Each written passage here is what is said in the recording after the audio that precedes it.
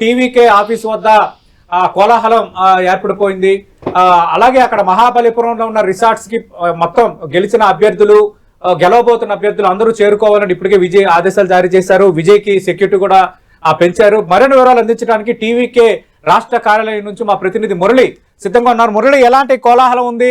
ఖచ్చితంగా magic figure ను reach అవుతారన్న అంచనాలో TVK party నేతలు ఉన్నారా, లేదంటే ఎవరు సహాయం తీసుకునే అవకాశం ఏమైనా ఉందా? ప్రస్తుతం అక్కడ వాతావరణం ఏంటి? మేడం సతీష్, మొత్తంగా టీవీకే కార్యాలయం వద్ద కార్యకర్తల సంతోషానికి అవధులు లేవు. ఒక్కసారిగా వారిలో ఉర్రుతులూగిపోతున్నారు. పార్టీ అనూహ్యంగా అధికారం దక్కించిపోతుంది. తమ నాయకుడు విజయ్ సీఎం కాబోతున్న ఆనందం పార్టీ క్యాడర్లో ఉంది. ఇంకో బయట కూడా చాలా సంబరాలు చేశారు. మనతో పాటు కొంతమంది పార్టీ క్యాడర్. ఎప్పుడు సెలబ్రేట్ நாங்க எப்படி செலிப்ரேட் பண்ண போறோம்னு நீங்க கற்பனை பண்ணி பார்க்க முடியாத அளவு எங்களோட செலிப்ரேஷன் இருக்கும்.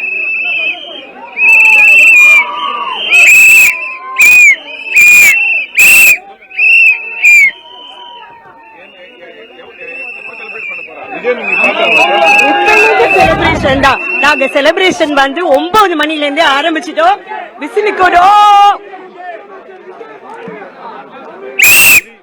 అంటే పార్టీ బయట చాలా మంది కార్యకర్తలు ఉన్నారు. వారంతా కూడా సంతోషం వ్యక్తం చేస్తున్నారు. ప్రస్తుతం మనం చూడొచ్చు, ఇంటి బయట చాలా కోలాహల వాతావరణం కనిపిస్తోంది. అనేక ప్రాంతాల నుంచి విజయ్ అభిమానులు ఇప్పుడే నేరుగా పార్టీ కార్యాలయం చేరుకుంటున్నారు. అట్లాగే దీనికి సమీపంలోనే వేలాంగని అనే చోట విజయ్ ఇల్లు ఉంది. అట్నుంచి టీ నగర్ లో మరో ఇల్లు ఉంది. ప్రస్తుతం ఈ కార్యాలయం సమీపంలోని వేలాంగిని చోటే విజయ్ ఇంట్లో ఉన్నారు.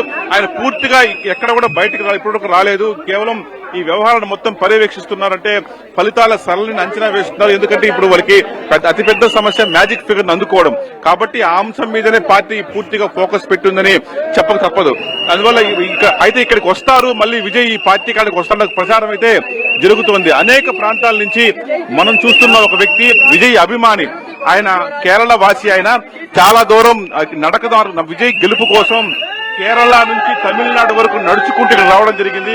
ఆయన మీద ఎంతో అభిమానంతో విజయ్ ఫోటోను కూడా తన ఛాతీ పైన పచ్చబొట్టు పట్టుకున్నారు. ఆయన కేరళకు చెందిన మలయాళ వాసి. ఆయన పూర్తి స్థాయిలో విజయ్ పట్ల అభిమానంగా ఉన్నారు. విజయ్ సీఎం కావాలని చాలా కాలంగా నడిచి మరి అక్కడి నుంచి వచ్చిన వ్యక్తి ప్రస్తుతం మనం చూస్తూ ఉన్నాం. అంటే మొత్తంగా సంబరాలు అయితే అంబరాన్ని నడుతోంది. అయితే ఈ నగరానికి చాలా దూరం పార్టీ కార్యాలయం.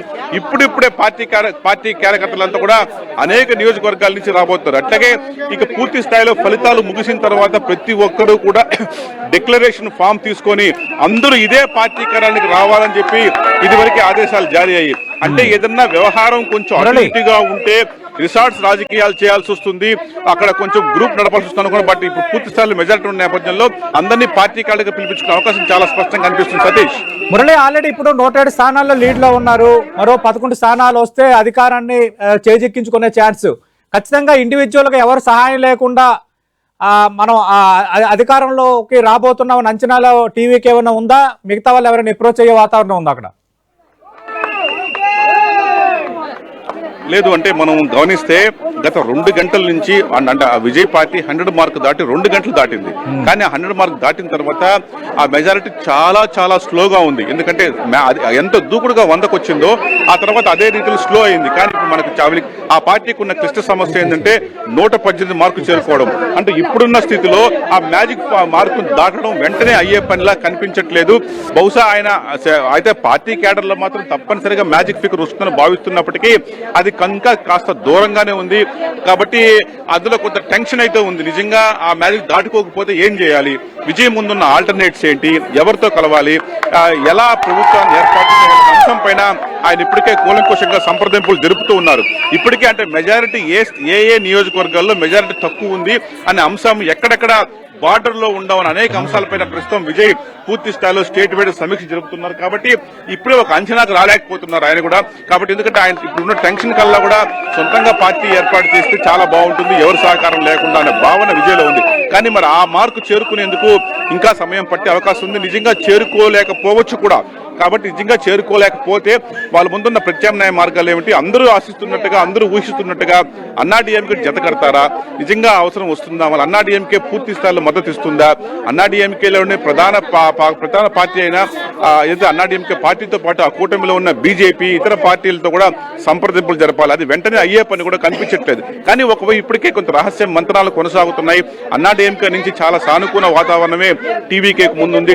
ప్రభుత్వం కలిసి ఏర్పాటు చేస్తామనే ప్రతిపాదన కూడా లోపల టీవీకేకు ఆ సంకేతాలు పంపుతూ ఉన్నారు.